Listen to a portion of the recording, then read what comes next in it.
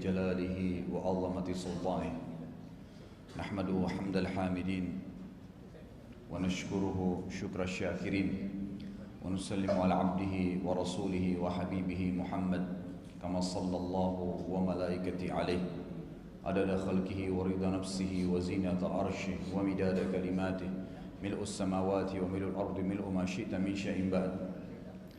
Yang paling pantas diucapkan oleh setiap muslim dalam setiap awal kegiatan mereka yaitu memuji Allah Subhanahu wa taala. Alhamdulillah. Lalu yang kedua membaca salawat dan taslim atas Nabi besar Muhammad sallallahu alaihi wasallam. Karena memang satu-satunya ibadah yang Allah perintahkan kepada kita, yang Allah juga mengerjakan ibadah tersebut bersama para malaikatnya, yaitu memberikan salawat kepada Nabi sallallahu alaihi wasallam. Bapak Ibu sekalian, seperti biasa di Selasa Ganjil 1, 3 dan 5 insyaallah kita akan membahas buku Minhajul Muslim, dan pada malam ini kita masuk ke pasal keempat, beriman kepada nama dan sifat-sifat Allah. Seperti biasa, sebelum masuk ke dalil-dalil yang ada, saya akan berikan dulu kronologisnya, muqaddimah. Dengan hikmah yang sangat besar dari Allah, Allah sendiri telah memberikan segala sesuatu itu nama, apapun sifatnya.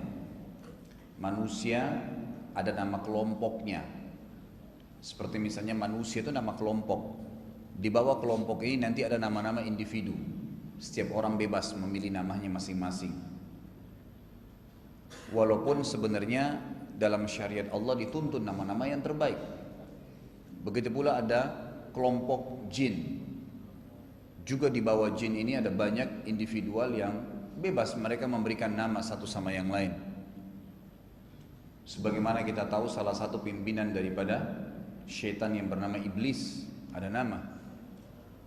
Kemudian juga pohon-pohon, nama kelompoknya pohon, tapi di bawah pohon nanti ada pohon beringin, ada pohon buah mangga, ada pohon pisang, ada pohon ini dan seterusnya, ada sayur-sayuran. Begitu pula dengan hewan-hewan, nama kelompoknya hewan. Seperti Allah sebutkan juga surah khusus namanya surah Al-An'am, hewan-hewan. Di bawah kelompok itu juga banyak cabangnya. Ada harimau, ada singa, ada ular, ada kambing, ada sapi, macam-macam. Hikmah yang paling besar, kenapa Allah Subhanahu wa taala menjadikan sebuah sistem yang harus ada nama, agar kita lebih mudah untuk mengenal satu sama yang lain dari makhluknya Allah Subhanahu wa taala ini. Nabi kita Muhammad sallallahu alaihi wasallam saking perhatiannya dengan nama ini, sampai-sampai beliau menyuruh para sahabat untuk memilih nama-nama yang terbaik. Bahkan ada di antara sahabat yang mengganti nama mereka karena maknanya salah atau maknanya tidak baik. Seperti misalnya beliau mengatakan dalam hadis sahih riwayat Bukhari Muslim, ahabbul asma'i ilallah Abdullah wa Abdurrahman. Nama yang paling Allah cintai adalah Abdullah dan Abdurrahman. Kalau anda bilang sudah banyak orang yang bernama Abdullah dan Abdurrahman, tidak masalah, tidak ada masalah. Kita lihat di kalangan sahabat banyak sekali yang bernama Abdullah. Yang terkenal saja yang suka meriwayatkan hadis ada 5: Abdullah bin Umar, Abdullah bin Abbas, Abdullah bin Mas'ud, Abdullah bin Zubair, dan Abdullah bin Amr bin As. Ada Abdullah. Ada juga sahabat yang lain, Abdullah bin Rawaha, biasa, tidak ada masalah itu. Masalah nama mereka sama, tapi yang jelas nama yang paling Allah cintai adalah Abdullah dan Abdurrahman. Kemudian ulama mengatakan semua nama yang datang setelahnya yang dinisbatkan kepada Allah, Abdul Ghafur, Abdul Syakur, semua nama-nama yang kita sudah tahu Asmaul Husna yang diambil. Lalu datang setelahnya nama-nama yang mulia adalah nama para nabi. Dari Adam alaihissalam sampai Muhammad sallallahu alaihi wasallam. Adam, Idris, Nuh, Saleh, Hud, ya, Ismail, Ishaq, Yaqub, Ibrahim, Musa, Isa, Daud, Sulaiman, Ilyas, Yas'a, semua nama-nama Muhammad sallallahu alaihi wasallam, nama-nama yang mulia, nama para nabi-nabi. Ini juga dianjurkan ya untuk memilihnya. Kemudian datang setelahnya semua nama yang bermakna baik.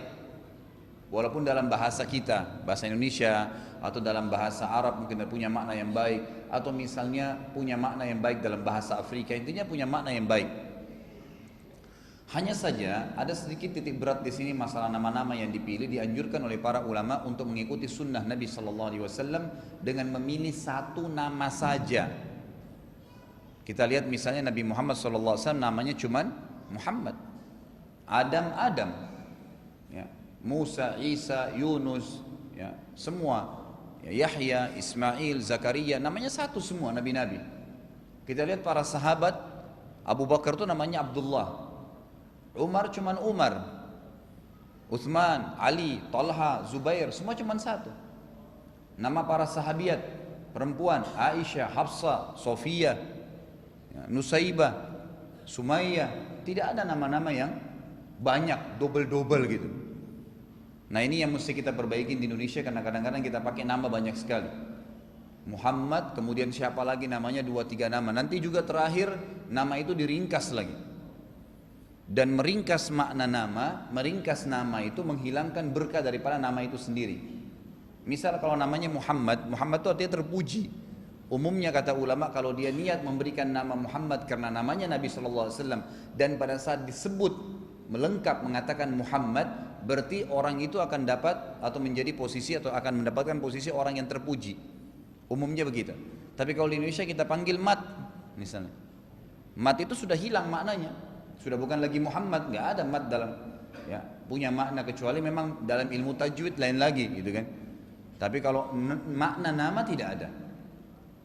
Nabi Muhammad SAW juga saking pentingnya nama ini sampai memberikan nama, ya, kendaraan beliau, tunggangan. Nabi SAW memberikan nama untahnya, kudanya, pedangnya, memberikan nama. Bahkan Nabi SAW menyenangi nama-nama yang baik, seperti Aisyah radhiyallahu anha sudah punya nama Aisyah. Tetapi Nabi SAW memberikan tambahan pujian dengan memberikan istilah Humairah misalnya. Humairah itu adalah orang yang memiliki warna kulit yang putih dan kemerah-merahan, sebagai bentuk pujian, gitu kan. Jadi Nabi SAW memang menggunakan nama-nama, dan ini hikmah yang besar dari Allah Subhanahu Wa Taala. Semua tujuannya agar kita bisa saling panggil satu sama yang lain, dan insya Allah juga itu akan memiliki kandungan makna yang baik. Berhubungan dengan nama juga ini harus kita fahamin, ya, nama ini akan berpengaruh kepada sifat, karakter. Jangan sampai seseorang diantara kita mengidolakan seorang tokoh yang buruk, artis misalnya yang suka bermaksiat kepada Allah, kemudian dinamakan anaknya dengan itu karena dia mengidolakan orang tersebut. Ini kata ulama bisa saja anaknya jadi orang seperti itu. Misal ada orang menamakan anaknya Fir'aun. Ini contoh. Bisa saja jadi Fir'aun dia, nggak boleh, gitu kan? Jadi kita harus mempelajari makna. Saya disampaikan kepada saya dengan beberapa teman dari Pakistan dan India. Mereka bilang ada tradisi di sana dan sekarang sudah mulai diperbaiki oleh teman-teman yang penuntut ilmu, yang tamatan dari Madinah. Itu dia bilang di negara saya biasanya mereka kalau punya anak, terutama anaknya kembar, kalaupun tidak kembar juga sama. Mereka buka Quran, kalimat pertama yang terbaca dengan matanya dikasih nama anaknya. Ini pemahaman yang salah, walaupun dia pakai Quran. Bisa saja dia buka pas tertulis nara jahannam, misal. Masa dia mau namakan anaknya jahannam, kan tidak mungkin. Tapi pernah terjadi ada orang punya anak kembar, pas dia buka Quran terlintas kalimat khairum bariyah dan syarrum bariyah. Khairum bariyah adalah surga, sebaik-baik tempat kembali. Syarrum bariyah, seburuk-buruk tempat kembali, neraka. Jadi tidak cukup dengan hanya sekedar bahasa Arab, tapi punya makna yang positif. Punya makna yang positif. Saya cukup banyak di pengajian saya juga teman-teman mahasiswa atau teman-teman yang sudah kerja di kantoran pun, kalau saya temukan nama mereka maknanya kurang baik, maka saya berikan masukan untuk mengganti nama. Walaupun di KTP sudah nama tertentu misalnya yang sudah baku di ijazah, tapi nama panggilannya diubah, itu kan diubah. Jadi ini juga termasuk sunnah Nabi Sallallahu Alaihi Wasallam. Cukup banyak berhubungan dengan hukum-hukum nama ini, tapi intinya dengan hikmah Allah nama itu diberikan oleh Allah SWT untuk mempermudah kita memanggil dan mengenal segala sesuatu di atas muka bumi ini. Yang memberikan nama-nama itu, yang memberitahukan kepada kita, dari mana kita tahu ini pisang, ini mangga, ini apel. Itu bukan spontanitas. Manusia bisa ucapin kemudian langsung dianggap dia yang membuat. Tidak, memang itu Allah SWT sudah siapkan fasilitasnya. Maka manusia dengan sendirinya nanti bisa berbicara dengan bahasa itu. Termasuk bahasa ini adalah sebuah keajaiban yang Allah Subhanahu wa taala berikan kepada manusia. Kan itu. Tapi itu sudah disiapkan sebagai fasilitas selama manusia pas diciptakan semua nama-nama. Kita lihat misalnya Nabi Adam alaihissalam pada saat Allah ciptakan. Lalu malaikat sempat mengatakan, ya Allah, bagaimana bisa engkau ciptakan manusia, nanti dia buat kerusakan seperti jin-jin, karena jin sebelum kita sudah ada di bumi tapi buat kerusakan. Maka Allah mengatakan, saya lebih tahu daripada kalian. Lalu pada saat diciptakan Adam alaihissalam, Allah mengatakan, wa 'allama Adam al-asma'a kullaha. Allah mengajarkan kepada Adam nama-nama segala sesuatunya. Kata ulama tafsir, semua jenis hewan yang jutaan spesiesnya ini, di lautan, di udara, di darat, semua Nabi Adam tahu namanya. Ini burung ini kadal ini hewan ini, udang, ini ikan, semua ditahu dalam bahasa Nabi Adam alaihissalam pada saat itu, gitu kan? Kemudian semua jenis pohon-pohon, semua nama-nama malaikat, semua nama-nama syaitan ditahu oleh Nabi Adam alaihissalam. Semua wa 'allama Adam al-asma'a kullaha. Semua tidak terkecuali. Jadi Nabi Adam alaihissalam jadi tahu semua nama-nama. Jadi yang ajarin nama adalah Allah Subhanahu wa taala. Lalu Nabi Adam alaihissalam menukil nama-nama itu kepada istrinya Hawa, kepada anak-anaknya, dan terukillah kepada kita sampai sekarang. Yang gitu dengan hikmah Allah Subhanahu wa taala. Nah, yang memberi nama-nama ini, Bapak Ibu sekalian, Allah Subhanahu wa taala. Allah juga punya nama. Allah juga punya nama. Dan Allah Subhanahu wa taala nama-namanya ya sebagaimana sudah diciptakan ya karakter, maksudnya Allah SWT hubungkan antara nama dengan karakter dengan sifat. Maka selalu ulama mengatakan iman tentang keesaan Allah di nama-nama dan sifat-sifatnya, gitu kan. Makanya nama-nama baik itu akan berpengaruh pada karakter seseorang dengan izin Allah, kecuali dia niatnya atau orang tuanya pada saat memberikan nama beda, gitu kan. Ada orang menunjuk satu tokoh masyarakat, kemudian dia jahat, dia berikan nama anaknya, bisa saja anaknya seperti karena orang itu karena dia sudah niatkan. Tapi kalau dia niat mencari nama seperti yang makna yang sebenarnya, seperti kata Nabi SAW, ya, asdaqul isim Hammam wa Harith. Nama yang paling jujur adalah Hammam wa Harith, gitu kan. Dalam riwayatnya dikatakan Humam wa Harith. Ini diantaranya, gitu kan, nama-nama yang mulia. Tentu juga kita bisa mengambil nama-nama para sahabat dan sahabiat. Kita bicara sekarang tentang nama-nama dan sifat-sifat Allah Subhanahu wa taala. Jadi Allah juga pencipta punya nama. Saya bacakan kata Imam ya, Syekh Abu Bakar Jazair, mohon maaf. Seorang muslim beriman kepada Asmaul Husna, nama-nama Allah tapi selalu sifatnya husna. Namanya Allah tidak ada yang buruk, semuanya baik. Yang dimiliki Allah Azza wa Jalla dan sifat-sifatnya yang teragung, dengan tidak mempersekutukan siapapun dengannya di dalam Asmaul Husna dan sifat-sifat tersebut. Ia tidak mentakwilkannya, menginterpretasikannya dengan arti yang tidak sesuai dengan maksudnya. Jadi misal Allah Subhanahu wa taala memiliki sifat dan nama, Allah itu punya tangan misalnya. Allah punya tangan. Ya tangan.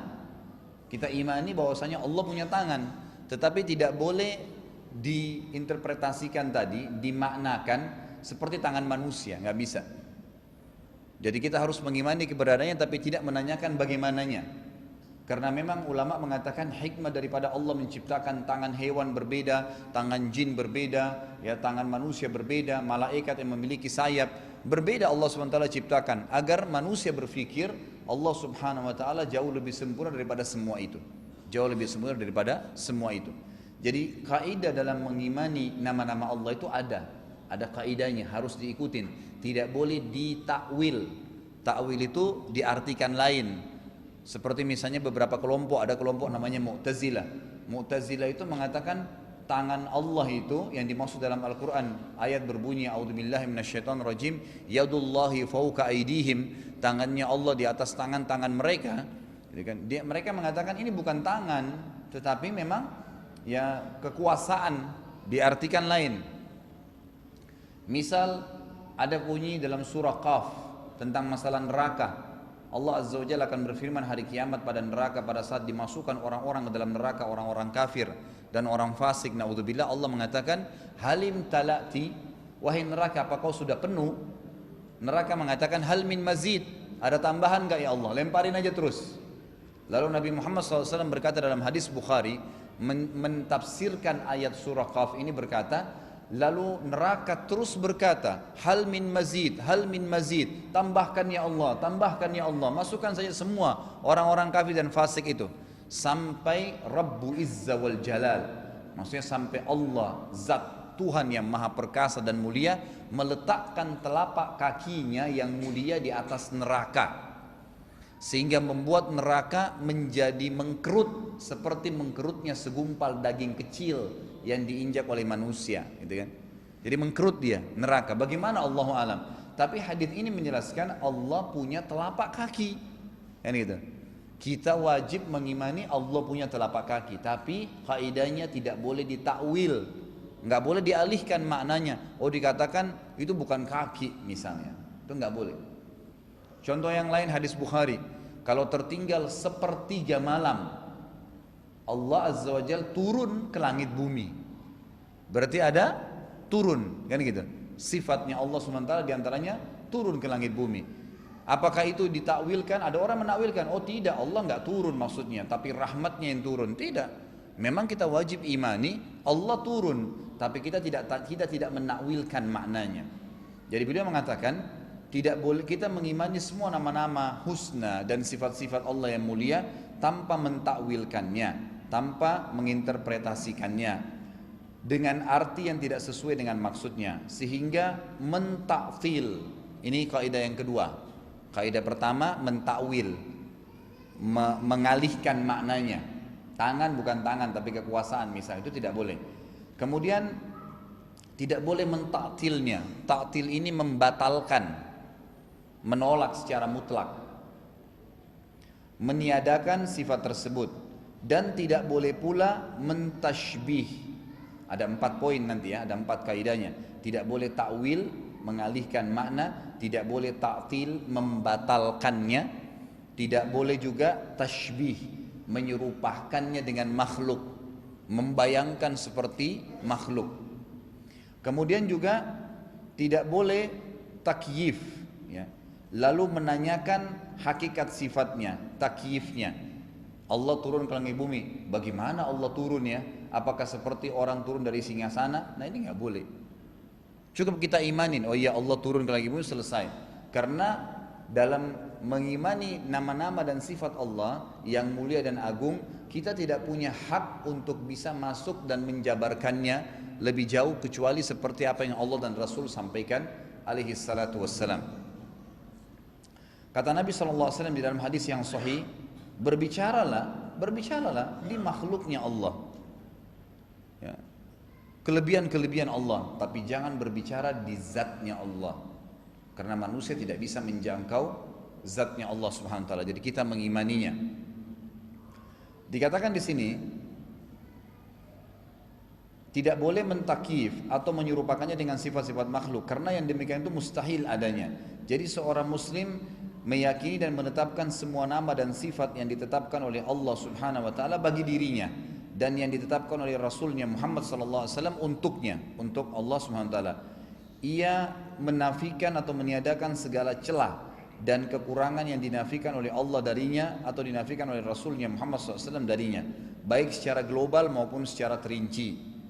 Yang demikian itu berdasarkan dalil-dalil nakli dan akli berikut ini. Jadi Bapak Ibu yang belum pernah ikut pengajian kita, kalau memang Anda punya kemampuan beli buku ini, ya Minhajul Muslim. Di sini selalu tradisi beliau, kelebihan Syekh Abu Bakar Jazair rahimahullah, beliau sudah wafat, semoga Allah rahmati ya. Beliau sempat mengajar mungkin 30 tahun di Masjid Nabawi atau mungkin lebih.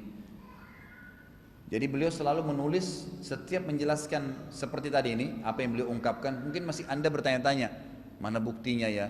Beliau selalu hubungkan antara dalil, menguatkan itu dengan dalil nakli, wahyu, nanti kita dengarkan ayat-ayatnya, hadis-hadisnya, dan ada juga dalil akli, secara akal manusia, sehingga kita bisa menangkap kalau Allah Azza wa Jalla memang punya nama-nama dan sifat yang mulia. Beliau mengatakan dalil-dalil nakli secara wahyu, yang pertama adalah adanya berita dari Allah Subhanahu wa taala tentang nama-nama dan sifat-sifatnya, dan dia berfirman, a'udzubillahi minasyaitonirrajim, dalam surah Al-A'raf ayat 180. Walillahil asmaul husna fad'uuhu biha wadharul ladzina yulhiduna fi asma'i sayujzauna ma kanu ya'malun. Hanya milik Allah lah nama-nama yang husna, yang mulia, dan bermohonlah, berdoalah kalian kepada Allah, kepadanya dengan menyebut asmaul husna itu. Ya, sebagaimana Nabi SAW contohkan, beliau kalau membaca doa misalnya ya Ghafur ighfirli, ya Tawwab tub alayya, ya Razzaq urzuqni, ya Rahim irhamni, gitu kan. Jadi kita menggunakan nama yang Maha Pengasih, kasihanilah kami, yang Maha Pengampun, ampunilah kami, yang Maha Pemberi rezeki, berikanlah kami rezeki, dan seterusnya. Itu menggunakan nama-nama yang mulia dari Allah Subhanahu wa taala.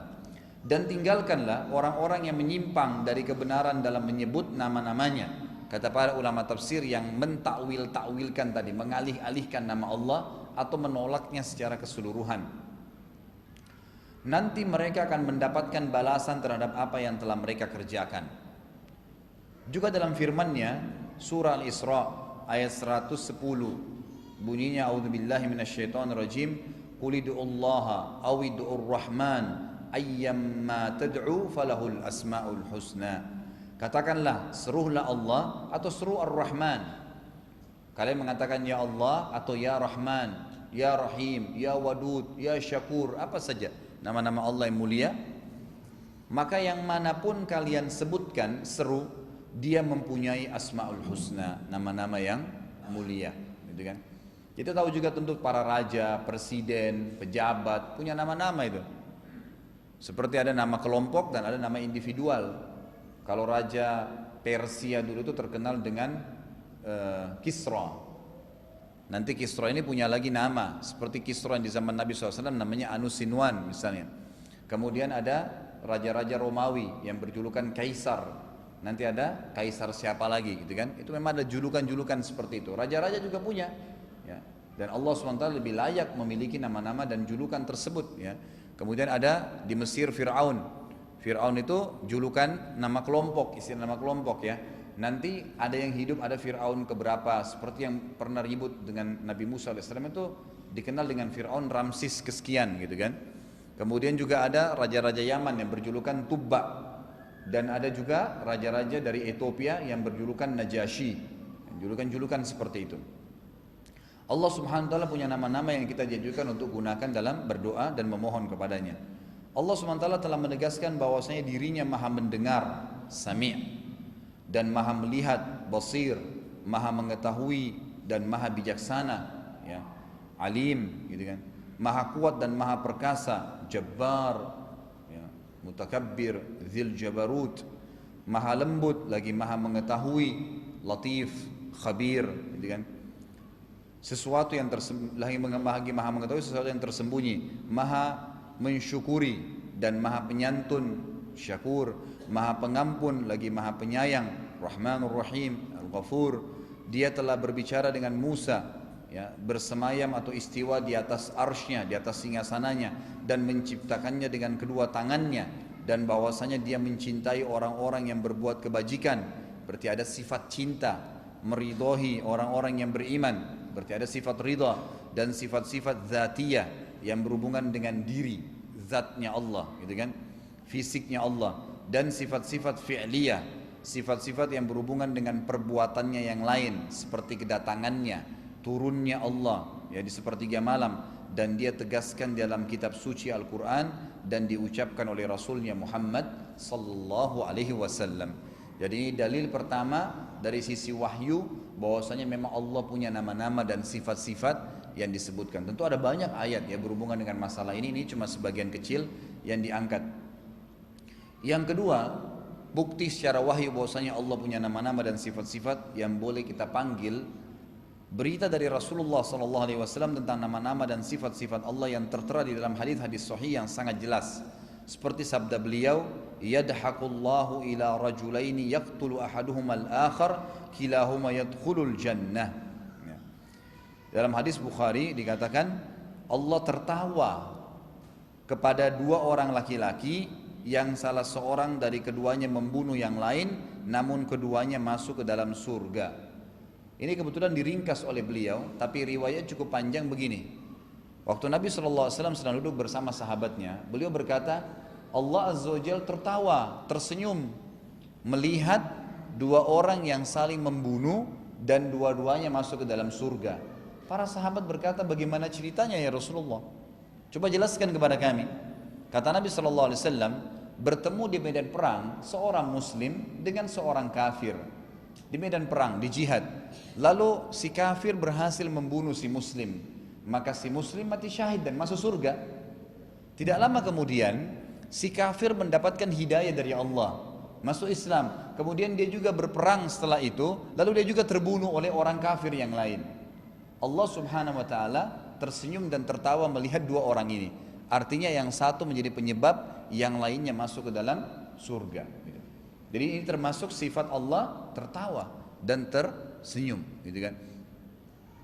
Kemudian dikatakan juga tadi yang saya jelaskan ini, yang masalah telapak kakinya Allah, ada di halaman 29 kalau ada yang pegang bukunya, hadis Bukhari Muslim, di mana Nabi SAW bersabda, la tazalu jahannamu yulqa fiha wa hiya taqul hal min mazid hatta yada'u rabbul izzati fiha rijlahu wa fi riwayah qadamahu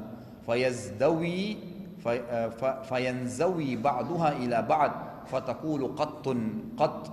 Neraka jahanam terus diisi dan neraka terus berkata, apakah masih ada tambahan lagi? Lemparin terus hingga Allah Rabb, Tuhan yang Maha Agung, meletakkan kakinya padanya, kaki Allah pada neraka tadi. Dalam satu riwayat yang lain telapak kakinya.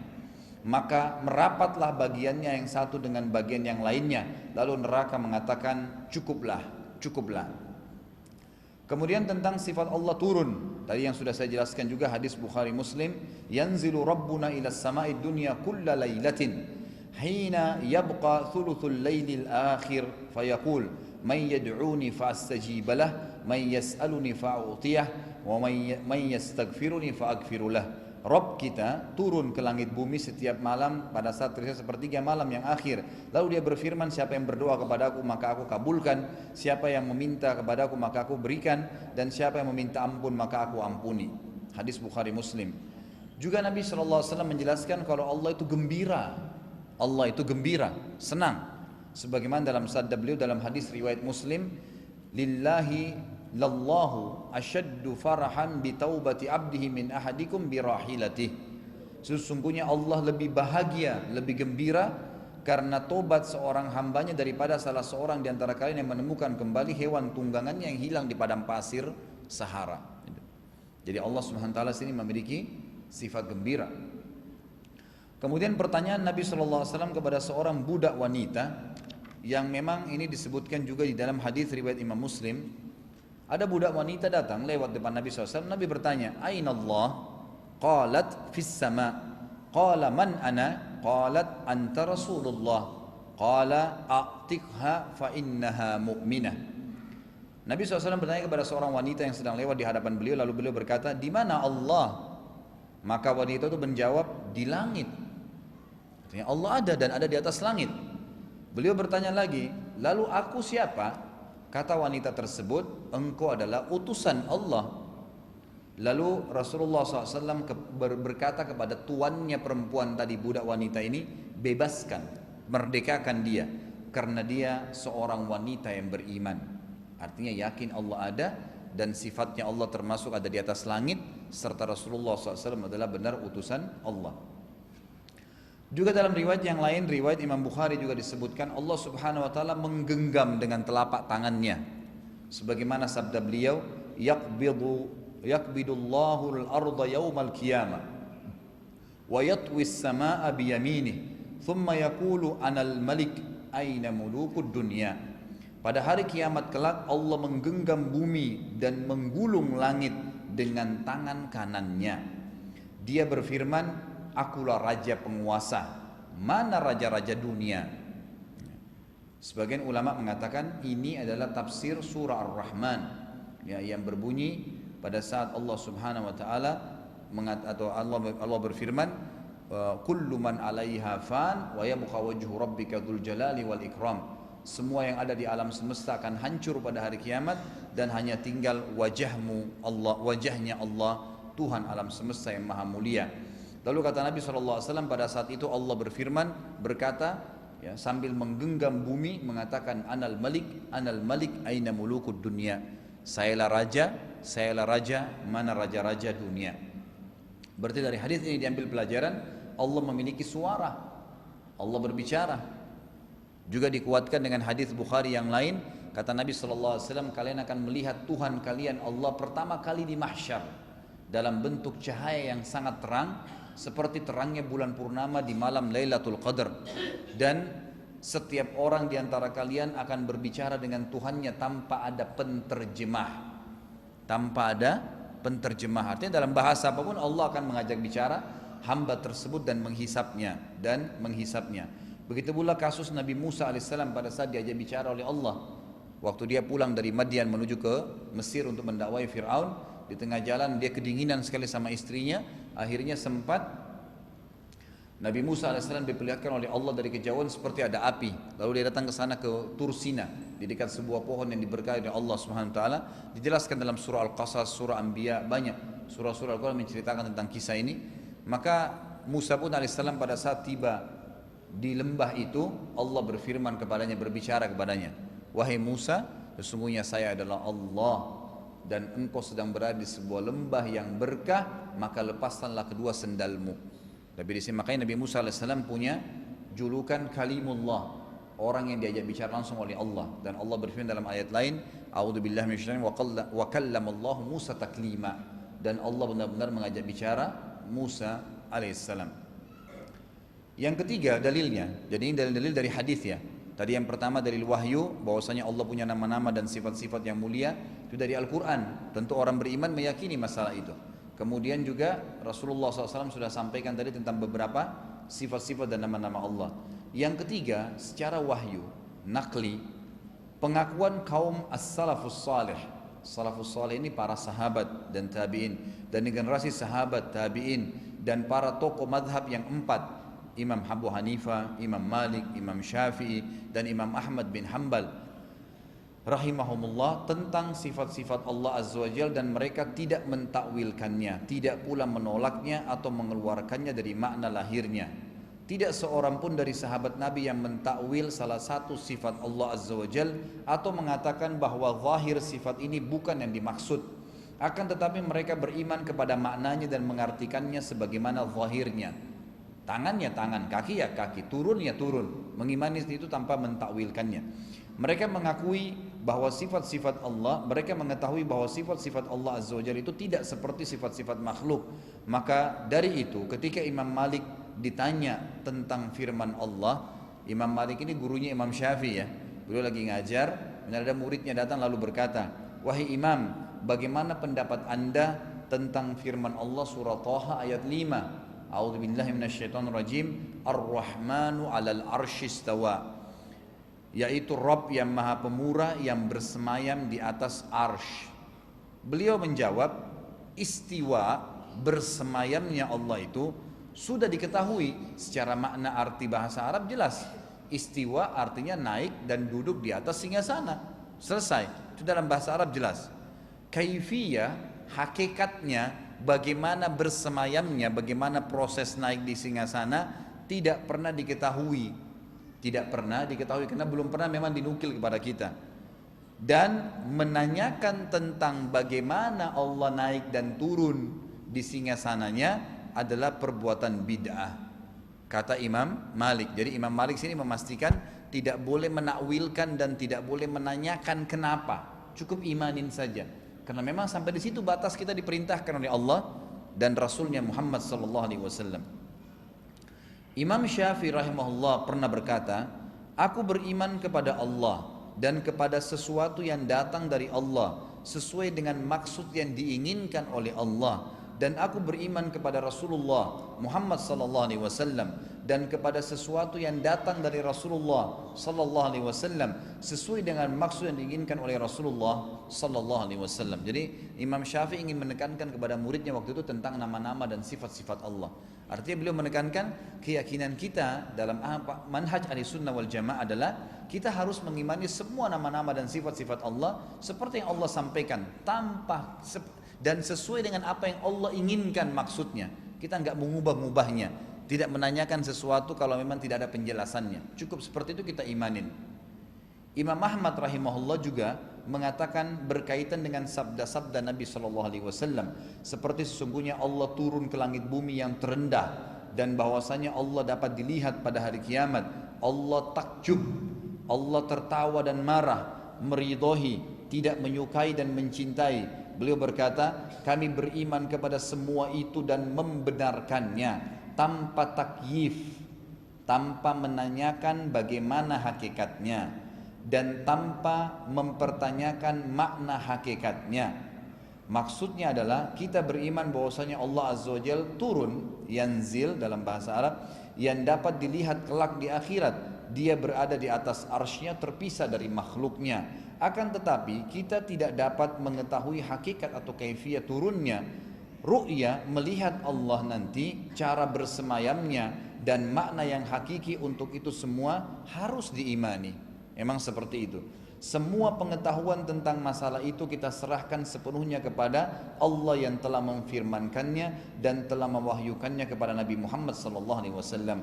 Kita tidak menentang Rasulullah SAW, tidak pula menetapkan sifat bagi Allah Azza wa Jal lebih dari apa yang ditetapkan oleh Allah Subhanahu Wa Taala bagi dirinya dan dari apa yang ditetapkan oleh Rasulnya Muhammad SAW baginya tanpa batasan.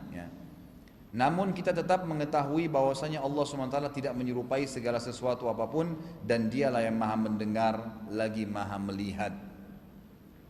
Itulah dalil-dalil nakli secara wahyu bahwasanya Allah punya nama-nama dan sifat-sifat dan bagaimana pendapat imam 4 madhab tentang mengimani nama-nama dan sifat-sifat Allah tanpa mentakwilkan, mengalihkan maknanya, tanpa mentaktilkan, menolak secara mutlak, tanpa mentakyifkan, menanyakan bagaimana, dan tanpa mentashbihkan, menyerupahkan dengan makhluknya.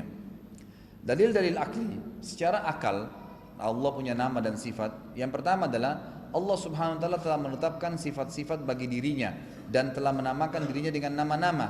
Dia tidak melarang kita untuk menyebut dan menamakannya dengan sifat-sifat dan nama-nama tersebut dan tidak pernah menyuruh kita untuk melakukan takwil terhadap sifat-sifat dan nama-namanya itu atau mengartikannya di luar arti lahirianya. Lalu apakah masuk akal apabila dikatakan kalau kita menyebut dan menyifati Allah dengan sifat dan nama-nama tersebut berarti kita telah menyerupakan Allah dengan makhluknya? Maka dari itu kita wajib melakukan takwil dan mengartikannya di luar arti yang sebenarnya. Artinya apakah kita harus mentakwilkan, menolak ya, padahal sebenarnya Allah sudah memberikan nama-nama segala sesuatunya. Sampai tempat yang dijanjikan saya di hari kiamat, surga ada namanya, neraka ada namanya, dan surga pun ada nama-nama lagi, ada surga Firdaus, ada surga ya yang banyak nama-nama surga, ada surga Naim, banyak. Neraka juga ada begitu. Ya, ada banyak nama-namanya sesuai dengan tingkatan azab yang ada di dalamnya. Jadi sudah jelas kita tidak perlu sebagian ulama mengatakan kita tidak perlu mentakwilkan makna nama-nama Allah sebagaimana kita tidak perlu mentakwilkan sebuah rumah yang jelas kita lihat depan mata kita, maka kita menamakannya rumah. Tidak perlu kita mengubah mengatakan rumah itu sudah jelas dan kita mengatakan oh bukan, ini ya hanya pohon misalnya. Seperti itu kurang lebih gambaran dari Syekh Abu Bakar rahimahullah. Sehingga dengan begitu kita menjadi mu'attilin. Kalau kita menolak nama-nama itu nanti kita akan masuk orang-orang yang sengaja menolak atau meniadakan nama-nama Allah. Dan ini berarti kufur kepada Allah karena Allah sudah menyebutkan punya nama-nama serta menafikan sifat-sifat Allah dan mengingkari nama-namanya. Padahal Allah sendiri telah mengancam orang-orang yang mulhidin, yang mengingkari nama-nama Allah. Seperti Allah mengatakan dalam surah Al-A'raf 180, A'udzubillahi minasyaitonirrajim, wa dzarul ladzina yulhiduna fi asma'i sayujzauna ma kanu ya'malun. Dan tinggalkanlah orang-orang yang menyimpang dari kebenaran dalam menyebut nama-namanya, nanti mereka akan mendapatkan balasan terhadap apa yang telah mereka kerjakan. Yang kedua, bukankah orang yang menafikan salah satu dari sifat Allah karena takut dari tashbih? Ada orang bilang, gak usah dia bilang tangan, walaupun Allah bilang yadullahi fawqa aydihim, tangan Allah di atas tangan mereka. Gak usah deh, nanti kalau kita gitu nanti kita menyerupai dengan manusia. Kata beliau, bukankah orang yang menafikan salah satu sifat Allah karena takut dari tashbih, takut nanti terjerumus dalam menyerupakan dengan makhluk gitu. Itu berarti telah menyamakan sifat-sifat Allah dengan sifat-sifat makhluk. Nggak perlu kita khawatir kok, gitu kan? Kemudian kalau kita karena takut dari tashbih, ia lari darinya dan terjebak di dalam nafi, akhirnya meniadakan dan ta'til, membatalkan nama-nama tersebut. Maka dengan begitu ia menafikan dan mengingkari sifat-sifat Allah yang telah dia tetapkan bagi dirinya. Dan dengan demikian berarti ia telah melakukan dua dosa besar sekaligus, tashbih, menyerupakan Allah dengan makhluknya karena takut tadi, gitu kan? Dan juga ta'til, membatalkannya. Jika demikian adanya, bukankah sesuatu yang masuk akal bila Allah Azza wa Jalla disifati dengan sifat-sifat yang telah dia tetapkan bagi dirinya dan dengan sifat-sifat yang diungkapkan oleh Rasulnya Muhammad sallallahu alaihi wasallam, dengan keyakinan bahwasanya sifat-sifat Allah itu tetap tidak serupa dengan sifat-sifat makhluknya, sebagaimana zat Allah itu sendiri tidak sama dan tidak serupa dengan zat makhluknya. Kemudian poin terakhir dalam bab ini adalah sesungguhnya beriman kepada sifat-sifat Allah dan menyifati Allah dengannya tidak mengharuskan tashbih dengan sifat-sifat makhluk, menyerupakan dengan makhluk. Sebab akal sehat itu sendiri tidak menolak kalau Allah subhanahu wa ta'ala mempunyai sifat khusus baginya yang tidak serupa dengan sifat-sifat makhluknya. Tidak akan pernah sama kecuali hanya dalam sekedar nama dan sebutan saja. Maka sang pencipta memiliki sifat-sifat khusus baginya sebagaimana bagi makhluk memiliki sifat-sifat yang khusus baginya. Ketika seorang muslim beriman kepada sifat-sifat Allah dan menyifatinya dengan sifat-sifat tersebut, ia sama sekali tidak berkeyakinan dan tidak pernah terlintas dalam hatinya bahwasanya tangan Allah itu misalnya mirip atau sama dengan tangan makhluk dalam makna seperti apapun jua. Yang demikian itu karena sang pencipta Allah SWT sangat berbeda dan tidak sama dengan makhluknya, baik pada zat maupun perbuatannya. Kita lihat firman Allah SWT dalam surah Al-Ikhlas yang sudah kita hafal sama-sama, dan kita tutup dengan surah Asy-Syura ayat 11. Al-Ikhlas 4 ayat bunyinya a'udzubillahi minasyaitonirrajim. Qul huwallahu ahad. Katakanlah dialah Allah yang Maha Esa. Esa dari segala sesuatu, dari fisiknya, dari sifatnya, nama-namanya, memang gak ada yang menyerupai. Itu makna daripada Allahu Ahad. Jadi Allah Esa dalam segala sesuatu, nggak ada yang sama dengan dia, baik fisiknya, namanya, dan juga sifat-sifatnya.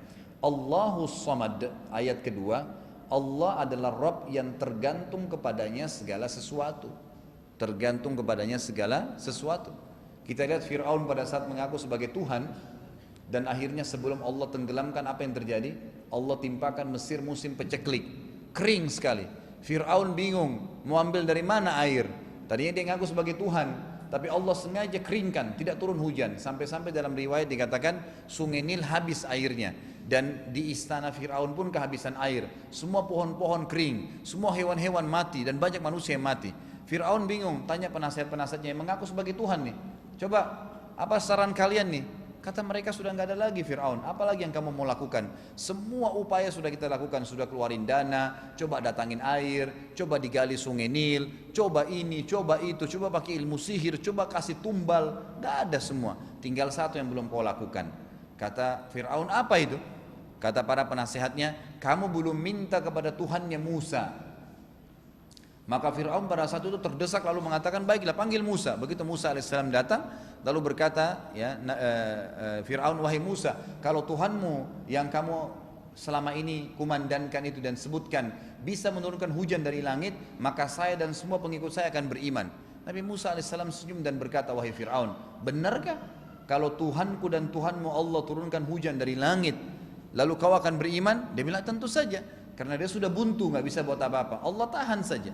Ini maknanya memang Allah Samad. Allah itu bergantung segala sesuatu padanya. Maka Fir'aun pun mengatakan tentu saja. Di depan Fir'aun Nabi Musa alaihissalam berdoa mengangkat tangan ke langit mengatakan, ya Allah, zat yang telah menahan air hujan ini turunkanlah dengan izinmu. Turun hujan sebelum Musa alaihissalam menutup tangannya dari doa. Maka pada saat itu sebulan penuh di Mesir hujan, sampai sungai Nil penuh kembali, semua tumbuh-tumbuhan subur, semuanya orang bisa hidup kembali. Apakah Fir'aun beriman?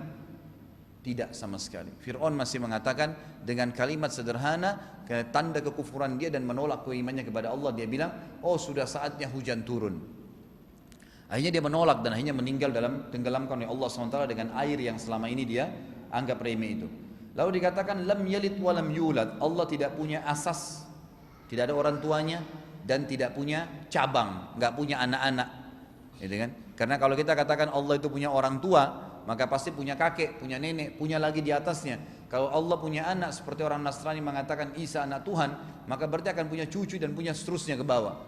Maka Allah mengatakan lam yalid wa lam yulad, sifat tunggalnya Allah, tidak beranak dan tidak diperanakkan. Walam yakul lahu kufuwan ahad, dan tidak seorang pun yang setara dengannya dalam segala hal.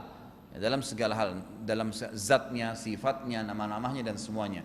Dan ini ayat penutup adalah ayat pamungkasnya. Ayat yang ulama semua sepakat dalam buku-buku akidah, siapapun yang coba merenungi nama-nama dan sifat-sifat Allah, maka dia hubungkan dengan ayat ini. Kata Allah dalam surah Asy-Syura ayat 11, A'udzu billahi minasyaitonir rajim, laisa kamitslihi syai'un wa huwas samiul basir.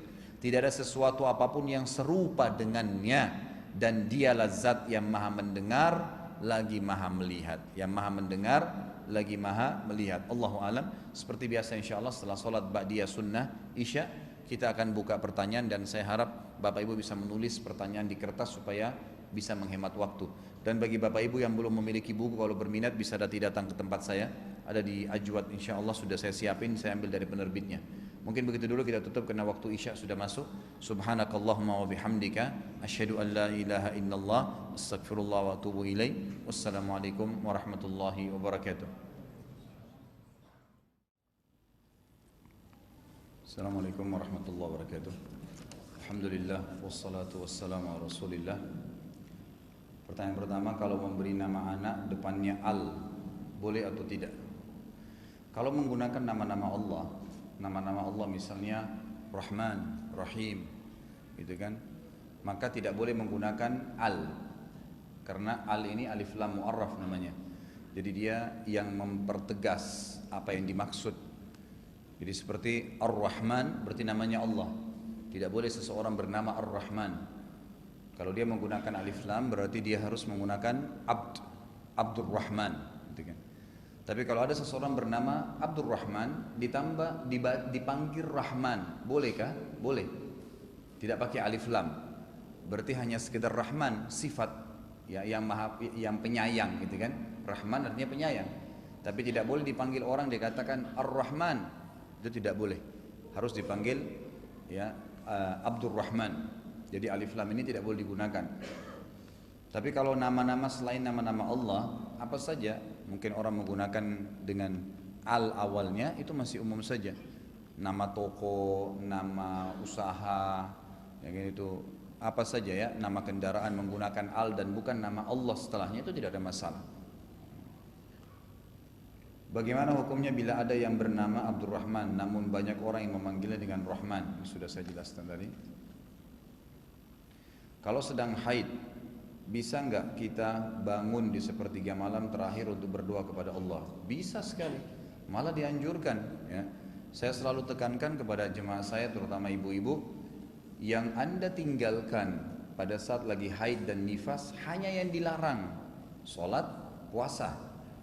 Ditambah lagi oleh para ulama adalah masuk ke dalam masjid. Ini khilaf di antara ulama sebenarnya bagi wanita haid dan nifas ya. Ada yang membolehkan, ada yang tidak membolehkan. Tapi untuk berjaga-jaga dan menyentuh Al-Quran secara fisik. Tapi selain ini berzikir, menjaga zikir pagi sore, mengulangi hafalan-hafalan, bersedekah, berdoa, tetap semuanya dilakukan. Apa saja yang tidak dilarang kerjakan. Jadi jangan malah dengan haid dan nifas kemudian Anda jauh sekali dari ibadah, nggak ada ibadah yang dikerjain. Ini keliru.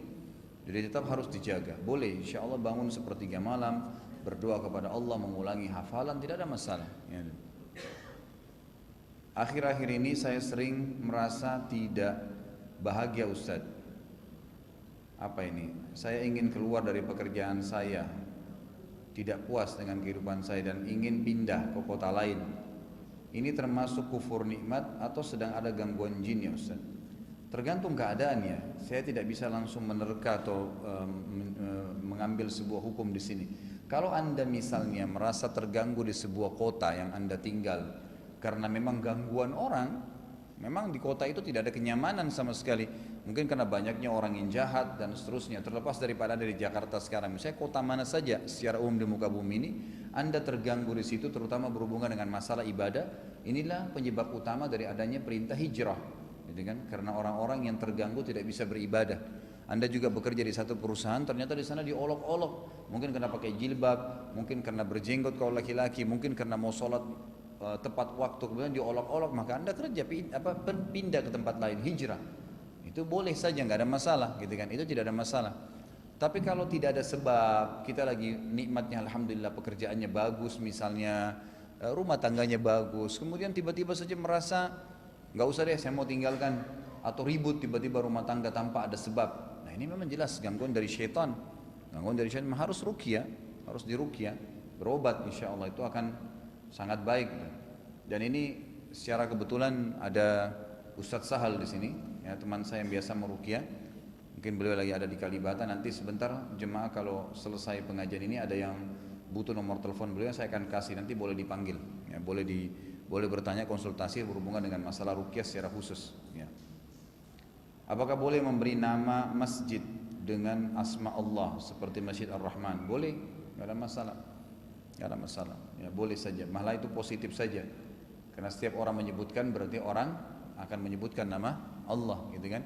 Tapi kalau menggunakan nama Allah, perhatikan harus selalu ada tadi alif lam mu'arraf ya.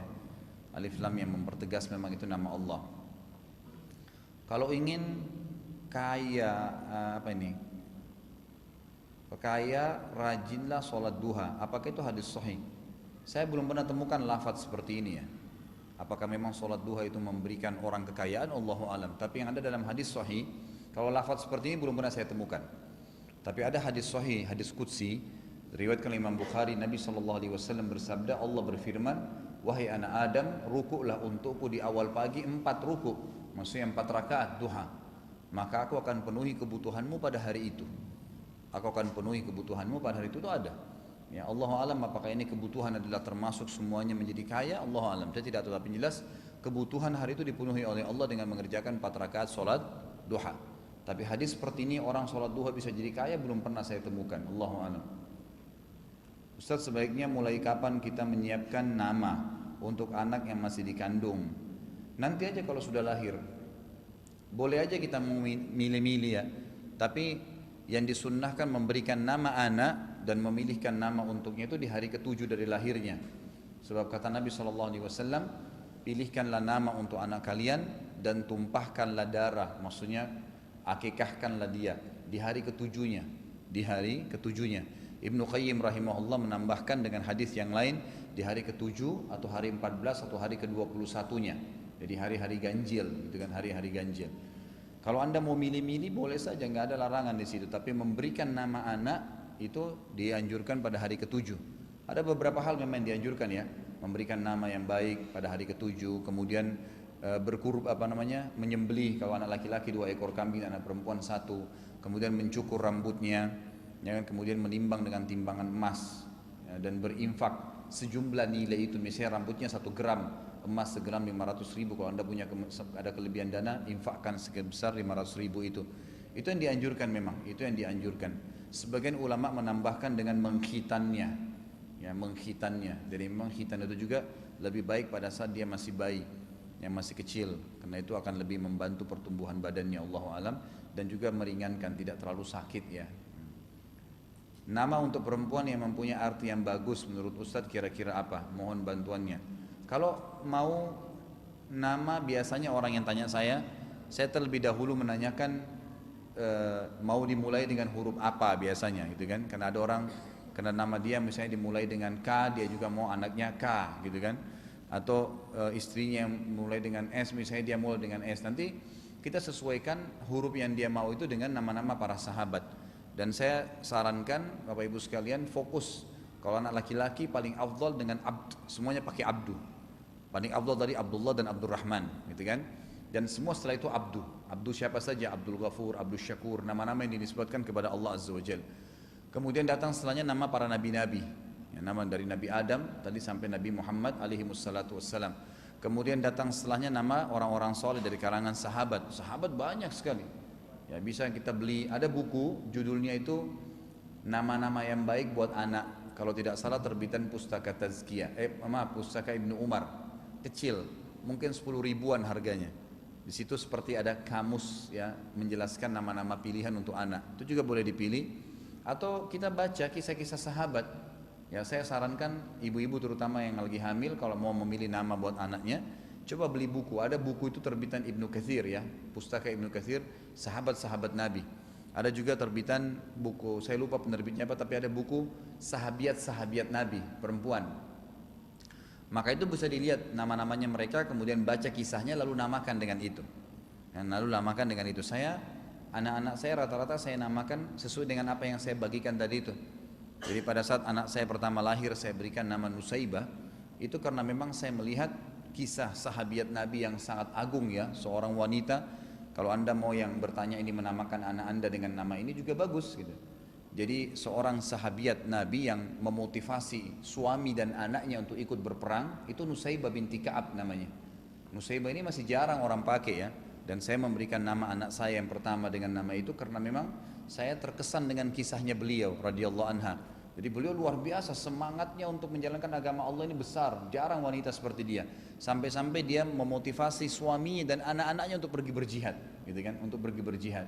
Dan banyak suaminya terbunuh, anaknya terbunuh, dan di perang Uhud itu kata Nabi SAW, waktu saya sedang terdesak. Jadi beliau terdesak sudah sampai ke Gunung Uhud dan anak-anak panah orang-orang Quraisy banyak terarahkan ke arah saya, kata Nabi SAW, saya temukan Nusaibah binti Ka'ab mematahkan anak-anak panah itu. Jadi Nusaibah pun ikut berperang, gitu kan? Itu diantaranya nama. Kemudian ada juga nama-nama yang lain ya. Kalau saya sih saya begitu, saya baca nama-nama sahabat dan sahabat kemudian saya ngambil gitu. Kemudian ada nama yang saya ambil juga Sumayyah misalnya. Sumayyah itu nama seorang sahabiat perempuan yang pertama mati syahid dalam Islam. Sumayyah ini suami istri daripada Yasir. Yasir dan Sumayyah adalah dua orang yang pertama mati syahid dalam Islam di Mekah. Mereka duanya adalah budaknya Abu Jahal yang dibunuh karena disuruh kufur tapi mereka tidak mau. Dan anak mereka bernama Ammar bin Yasir radhiyallahu anhum ajma'in, yang terkenal. Waktu mereka lagi disiksa, Nabi SAW lewat lalu beliau mengatakan, sabran ala Yasir fa inna mau'idakumul jannah. Sabarlah wahai keluarganya Yasir, kalau kalian terbunuh di sini maka kalian akan pasti masuk ke dalam surga. Dan akhirnya Sumayyah dan Yasir mati syahid, ya, terbunuh oleh Abu Jahal. Ini diantaranya gitu kan. Kemudian banyak nama-nama yang mulia kan, nama Aisyah, Hafsah, Sofia, nama istri Nabi, Sauda, kemudian Khawlah, gitu kan. Banyak sekali nama-nama. Kemudian kata Nabi SAW, telah sempurna dari kalangan laki-laki. Kan ini yang ditanya nama anak perempuan ya. Sempurna dari laki-laki banyak sekali, dan dari perempuan tidak sempurna kecuali 4 ya. Lalu beliau sebutkan Maryam ya, ibunya Isa alaihissalam, kemudian Asia istrinya Fir'aun, Khadijah dan Fatimah. Ini berarti nama-nama yang dipilih oleh Nabi SAW gitu kan. Jadi kita pilih nama-nama yang mulia dari sahabat, dan cukup banyak sahabat yang punya kiprah luar biasa. Kalau kita baca kisah-kisah mereka itu luar biasa gitu kan. Begitu pula kalau misalnya anak laki-laki, pilihlah nama-nama sahabat gitu kan. Pilih nama sahabat Umar, Ali, Uthman, Talha, Zubair gitu kan. Cukup banyak ikhwah yang saya berikan nama. Seperti saya pilih untuk nama anak laki-laki saya itu Uwais Al-Qarni, dari nama Uwais Al-Qarni. Uwais ini saya terharu sekali dengar kisahnya. Dia seorang tabi'in, tapi yang Nabi SAW berkata kepada atau bersabda dalam sebuah hadis, afdalut tabi'in Uwais Al-Qarni. Paling afdal tabi'in yang datang setelah sahabatku nanti adalah Uwais Al-Qarni, dari suku Qarn di Yaman. Ya, dia sangat bakti dengan ibunya. Maka saya mengambil nama itu untuk memberikan nama ke anak saya. Ada juga salah seorang ikhwah pernah minta anaknya laki-laki dan dia ingin nama seorang pejuang laki-laki yang masih jarang dipakai. Maka saya berikan nama Julaibib waktu itu. Julaibib ini salah satu nama sahabat yang badannya tidak terlalu besar tapi luar biasa berani di medan perang. Sampai-sampai di perang Uhud ditemukan dia mati setelah membunuh 7 orang kafir Quraisy.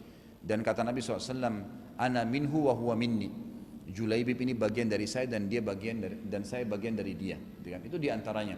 Dan ada banyak sekali ya nama-nama yang luar biasa.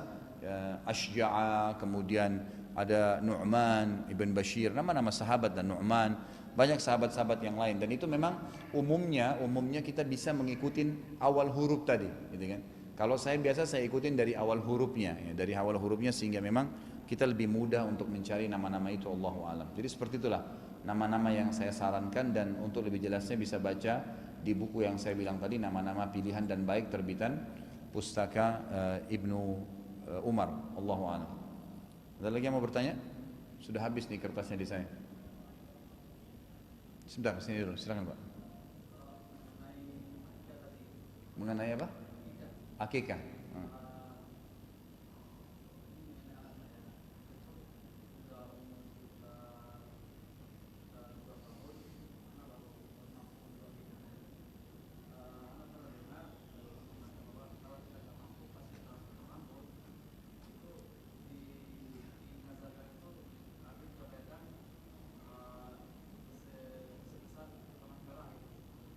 Sebesar apa? Perak. Kalau tidak mampu akikah,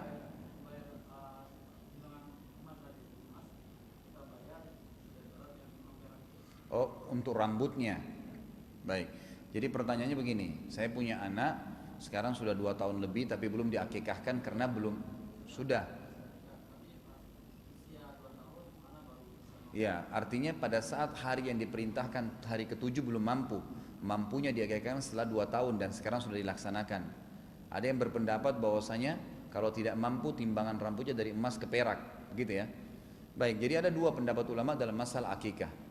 Pendapat pertama mengatakan siapapun muslim yang tidak punya kemampuan di hari ke-7 dari hari lahir anaknya, tidak mampu pada saat itu, maka gugur darinya hukum akikah.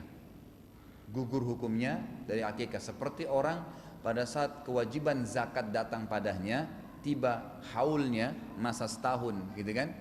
Ternyata pada saat hari itu, misal besok dia harus keluarin zakat nih, sudah tiba haulnya, Ramadan misalnya. Hari terakhir Sya'ban dia sakit keras, uangnya yang dia tabung tadinya dibayar rumah sakit, atau ibunya sakit keras, tiba-tiba besok kalau dihitung nisabnya nggak sampai batas 85 gram emas, maka gugur darinya kewajiban zakat, walaupun sudah masuk tinggal 1 hari, gitu kan. Nah, ulama yang pendapat pertama mengatakan seperti itu akikah.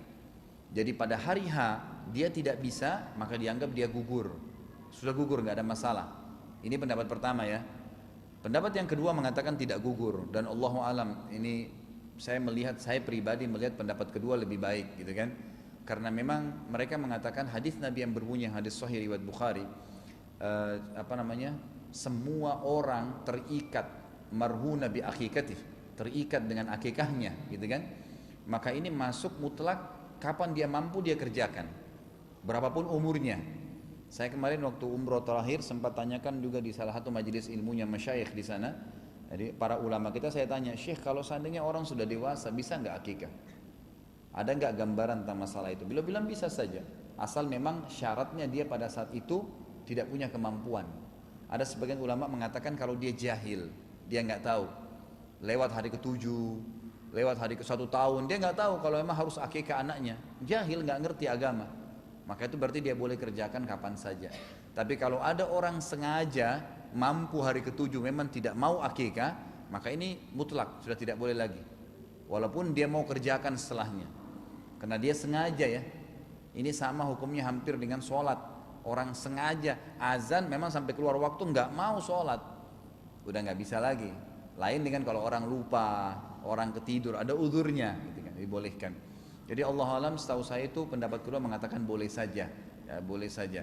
Kalau masalah kasus tadi dialihkan, kalau emas nggak ada, perak itu nggak apa-apa, nggak ada masalah. Karena gini, rambut yang dicukur bayi itu hukumnya sunnah muakkadah, beda dengan akikah. Akikah hukumnya wajib. Jadi mencukur rambutnya dan menimbang rambutnya dengan timbangan emas atau perak itu hukumnya sunnah, dipilih oleh jumhur ulama dengan sunnah muakkadah. Karena Nabi SAW membedakan antara lafaz menyuruh akikah dengan kata amr, perintah, sementara mencukur itu hanya memberikan pilihan. Dan boleh seseorang di antara kalian mencukur rambutnya dan menimbangnya. Jadi memang itu sebuah pilihan, opsi, nggak ada masalah. Kita mampu dengan emas, alhamdulillah, tidak mampu dengan perak, semampunya disedekahkan. Itu hanya penyempurna saja. Sini Pak, silakan. Masalah mengubah nama, baik.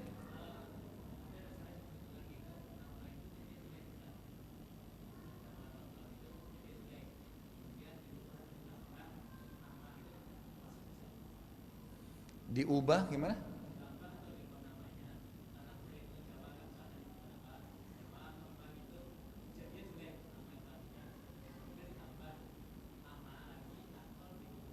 Enggak diubah. Jadi kalau antum punya nama, ini pertanyaannya saya punya, misalnya saya punya nama dalam bahasa apalah, ya, dalam bahasa daerah kita misalnya dari suku manapun, kemudian ternyata maknanya nggak baik, ataupun punya makna tapi kita ingin lebih syar'i, lebih islami, wajar kalau dalam Islam itu orang bernama Muhammad walaupun dia dari Melayu, dari Arab, dari Afrika, dari Barat sama saja, memang nama-namanya nama-nama Islam jelas, gitu kan? Ibrahim, Ismail, nama-nama nabi-nabi, nama-nama tadi nisbat abdu itu semua boleh. Dan kalau saya sarankan, memang lebih bagus kalau memang diganti total memang, diganti total semua. Kalau kita bisa ganti dari akte kelahiran sampai semua surat-surat, alhamdulillah gitu kan. Tapi kalau tidak, minimal panggilan sehari-hari, minimal. Misal nama dia di KTP si fulan, maka yang dipakai adalah nama yang baru, nama yang punya makna yang baik, nama sahabat, gitu kan. Nah, ya, tidak apa? Musyrik. Enggak. Musyrik enggak. Musyrik itu mempartisipasikan Allah dengan makhluknya, enggak ada hubungannya.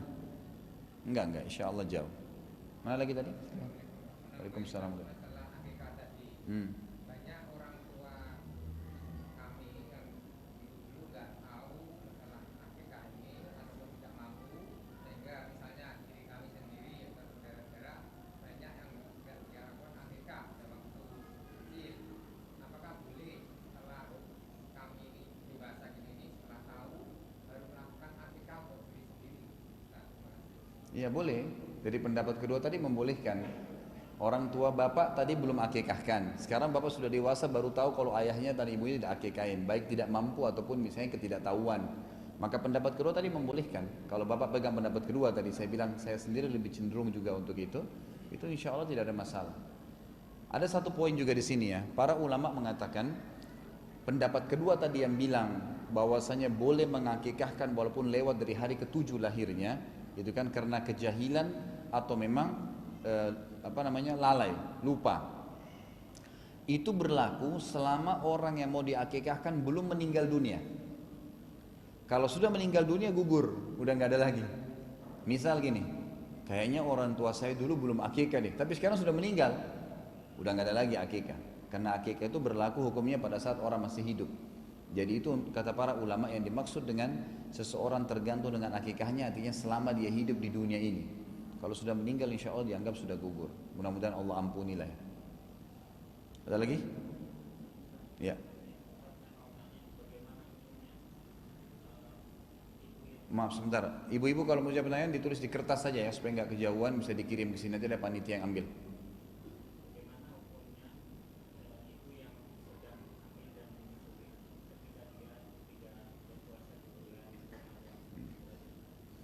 Ibu yang sedang hamil atau nyusui di bulan Ramadan, kalau dia ya, jadi begini, hampir semua ulama sebenarnya ya sepakat di 4 mazhab itu, jumhur ulama sepakat mengatakan ibu hamil dan ibu menyusui itu mereka punya khiyar, punya pilihan. Afdalnya mereka puasa, mereka puasa. Jadi mungkin dengan sahur yang cukup, mungkin dengan buka puasa juga on time, dengan gizi yang cukup, insya Allah bisa. Dan saya pernah terapkan sama istri saya dan berhasil. Sahurnya maksimal, buka puasanya juga maksimal, insya Allah tidak ada masalah. Masa hamil atau masa menyusui tetap bisa, gitu kan? Tapi ini khiyar, artinya itu afdalnya. Kalau dia nggak bisa, gugur. Dan di sini juga sama, ulama mengatakan kalau tergugurkan baginya puasa pada hari itu, dia masih masuk dalam bab khiyar lagi, pilihan lagi. Lebih afdal dia bayar dengan puasa, lebih afdal. Setelah Ramadan dia bayar dengan puasa. Karena memang Allah mengatakan fa'iddatun min ayyamin ukhar, harus diganti dengan hari-hari yang lain. Tapi ulama bilang khusus bagi orang yang hamil dan melahirkan ini, kalau memang dia punya udzur syar'i, misal dia setelah melahirkan ada masa menyusui 2 tahun dan memang dia kalau tidak makan karena kondisi fisiknya, ASI-nya bisa hilang, gitu kan, bisa berbahaya bagi si bayi, maka dia boleh tidak membayar dengan puasa. Di sini dia boleh membayar dengan fidyah, dan fidyah ini 2,5 kilo beras, sama dengan zakat fitrah. dikeluarkan per hari diganti dihitung jumlah hari yang dia tidak berpuasa atau dia masa menyusui. Tapi tetap lebih afdal kalau dia bayar dengan puasa, tetap lebih afdal karena memang balance-nya itu dalam Al-Quran adalah puasa dengan puasa. Kalau dia tidak bisa baru bisa diganti dengan fidyah. Juga dalam ayat Al-Quran ya disuruh memfidyah, bisa difidyakan dengan beras atau makanan pokok kalau tidak mampu. Ada lagi? Sudah? Baik, kalau gitu kita tutup dengan kafaratul majlis. Subhanakallahumma wa bihamdika asyhadu an la ilaha illallah astaghfirullah wa atubu ilaik. Wassalamualaikum warahmatullahi wabarakatuh.